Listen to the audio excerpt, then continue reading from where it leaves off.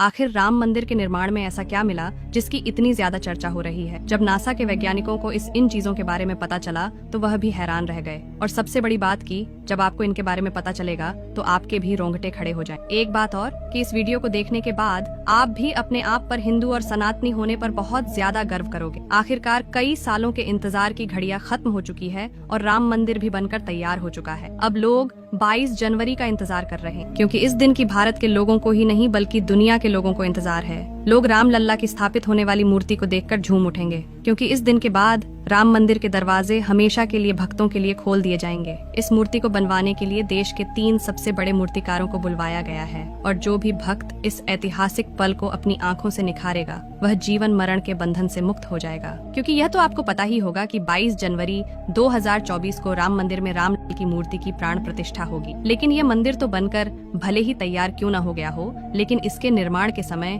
कई ऐसे चमत्कार हुए हैं। उसे देखकर मंदिर के पद्धति समेत कई लोग दंग रह गए हैं। यहाँ तक इन चीजों को देखकर नासा के वैज्ञानिकों ने तो अपना सर ही पकड़ लिया है। और तो और वह एक ऐसी गहरी सोच में पड़ गए हैं कि मानो उन्होंने कोई भयानक चीज देख ली हो। आज के इस वीडियो में हम राम मंदिर के बनते वक्त हुए उन चमत्कारों और रहस्यमयी चीजों के बारे में आपको बताएंगे, जिसे सुनकर शायद आप भी यकीन न कर पाओ। लेकिन वीडियो को शुरू करने से पहले प्रभु श्री राम के सच्चे भक्त होने के नाते आप लोगों को इस वीडियो को लाइक करके नीचे जय श्री राम कमेंट में लिखना होगा, ताकि प्रत्येक देशवासी को यह पता लग जाए कि हम हिंदू भी किसी से कम नहीं हैं। आपको बता दे कि जब यहाँ मंदिर निर्माण का काम चल रहा था तब एक 1200 खंभों की ड्राइंग तैयार करवाई गई और अमेरिका से एक विशिष्ट वैज्ञानिकों की टीम को बुलवाया गया ताकि वे इसका निरीक्षण करके होने वाली हर एक कमियों को दूर कर दें और राम मंदिर की शान में 4 चांद लगा दें। लेकिन जैसे ही राम मंदिर के निर्माण के वक्त वहाँ की धरती को खोद गया, तब उस धरती से एक ऐसी वस्तु निकली कि उसे देखकर सभी के होश उड़ गए और उसे चमत्कारी और दिव्य वस्तु ने न सिर्फ उन वैज्ञानिकों के होश उड़ाए बल्कि भारत सरकार को भी हिलाकर रख दिया। जिसके बाद तुरंत एक कमेटी बनाई गई और उसकी जाँच के लिए लगा दी। लेकिन उसके बाद कुछ ऐसा हुआ कि वे सभी भी प्रभु श्री राम के भक्त बन गए। दरअसल ये बात है राम मंदिर के निर्माण के समय की, जब अमेरिका से थॉमस नाम के एक वैज्ञानिक भारत में राम मंदिर निर्माण कार्य के दौरे पर आए हुए थे। यहाँ आकर उन्होंने देखा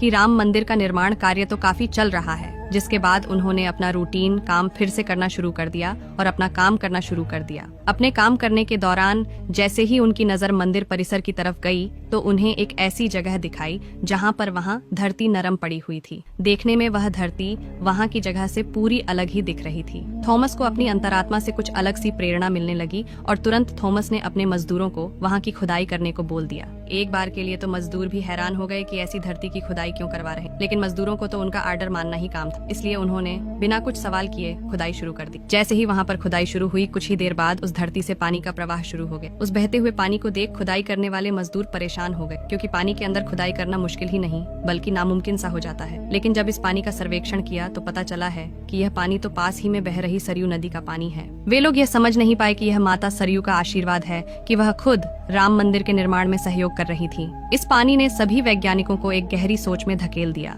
वे यह सोचने लग गए कि अगर ऐसे ही पानी निकलता रहा तो जहाँ एक भव्य मंदिर का निर्माण कैसे हो पाएगा, क्योंकि एक पानी वाली सतह पर मजबूत मंदिर बनवाना कोई हंसी खेल की बात नहीं थी। उस समय सभी के दिमाग में एक ही बात थी कि सरयू नदी का मंदिर की भूमि के नीचे मिलना कोई चमत्कार है या फिर कोई कुदरत का करिश्मा, ये कोई भी नहीं जानता था। आखिरकार जब कोई भी समाधान नहीं मिला तब सभी मिलकर श्री राम से प्रार्थना करने लगे, क्योंकि जाहिर सी बात थी जब तक वह माता सरयू के पानी की धारा बंद नहीं होगी तब तक आगे का काम शुरू नहीं किया जा सकता था। लेकिन अगले ही दिन श्री राम ने उनकी पुकार सुन ली और माता सरयू का पानी स्वतः ही बंद हो गया और एक बार फिर राम मंदिर का निर्माण कार्य जोरों शोरों से शुरू हो गया। और यह काम इस कदर चला कि अब यहाँ अपने अंतिम छोर पर पहुंच चुका है, या यूं कहें कि यह पूरा तैयार ही हो गया है और 22 जनवरी को यहाँ श्री राम की प्राण प्रतिष्ठा भी की जाएगी। यह मंदिर इतना भाव बना है कि इस देखने के लिए भारत सरकार ने यहाँ पर एक अंतर्राष्ट्रीय हवाई अड्डा भी बनवाया है, ताकि देश और दुनिया के लोग सीधे ही यहाँ पर आ सकें और इसे देख सकें। ये मंदिर तो आप कभी भी देख सकते हैं,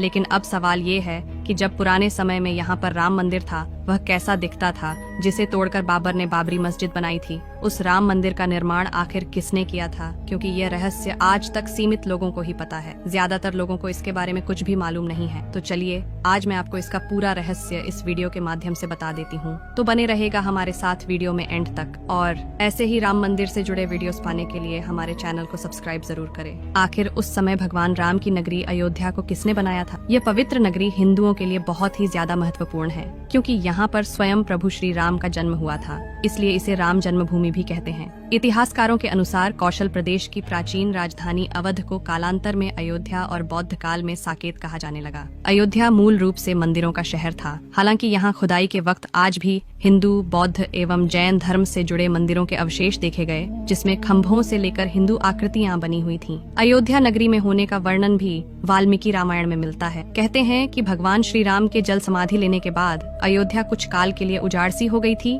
लेकिन उनकी जन्मभूमि पर बना महल वैसे का वैसा ही। भगवान श्री राम के पुत्र कुश ने एक बार पुनः राजधानी अयोध्या का पुनर्निर्माण कर महाभारत के युद्ध के बाद अयोध्या उजड़ सी हो, मगर श्री राम जन्मभूमि का अस्तित्व भी बना। इसके बाद यह उल्लेख मिलता है कि ईसा के लगभग 100 वर्ष पूर्व उज्जैन के चक्रवर्ती सम्राट विक्रमादित्य एक दिन आखेट करते करते अयोध्या पहुंच गए। थकान होने के कारण अयोध्या में सरयू नदी के किनारे एक आम के वृक्ष के नीचे वे अपनी सेना सहित आराम करने लगे। उस समय यहाँ घना जंगल हो चला था, कोई बसावट भी यहाँ नहीं थी। महाराज विक्रमादित्य को इस भूमि में कुछ चमत्कार दिखाई देने लगे। तब उन्होंने खोज आरंभ की और पास के योगी व संतों की कृपा से उन्हें झात हुआ कि यह श्री राम की अवध भूमि है। उन संतों के निर्देश से सम्राट ने यहाँ एक भव्य मंदिर के साथ ही कूप, सरोवर, महल आदि बनवाए। कहते हैं कि उन्होंने श्री राम जन्मभूमि पर काले रंग के कसौटी पत्थर वाले 84 स्तंभों पर विशाल मंदिर का निर्माण करवाया था। इस मंदिर की भव्यता